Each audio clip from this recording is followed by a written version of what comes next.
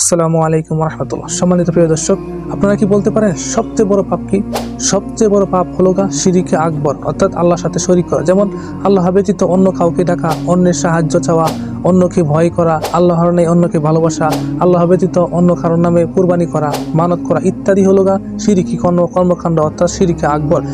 এছাড়া আল্লাহ তাআলার যে নামসমূহ ও গুণাবলী বৈশিষ্ট্য রয়েছে, সেই বৈশিষ্ট্য গুণে তিনি আমাদের রব ও উপাস্যক। আমাদের নবী, পীর, ওলি, দরবেশ, গাছপালা ইত্যাদি বৈশিষ্ট্যকে সেই বৈশিষ্ট্যের সাথে সমান বা আংশিক মনে করা এবং নবী, ওলি, চন্দ্র, সূর্য, গাছপালা, বায়ু, পাথর ইত্যাদিকে কেন্দ্র করে শরীরের অঙ্গ প্রত্যঙ্গ বা অন্তর দ্বারা ইবাদতমূলক কর্মকাণ্ডকে শিরকে আকবর বলে। আর এই শিরিক করলে ইসলাম থেকে খারিজ হয়ে যায়, সত্যিকারে কাফেরে পরিণত হয় আর চিরস্থায়ী জাহান্নাম। কাজেই আমাদেরকে অবশ্যই উচিত এই শিরকে আকবর সম্পর্কে জ্ঞান লাভ করা, আলেমদের সোহবতে থাকা। আল্লাহ আমাদের সেই তৌফিক দান করুক যাতে আমরা এই শিরকে আকবর থেকে বেঁচে থাকতে পারি এবং সেই বিষয়ে জ্ঞান লাভ করতে পারি।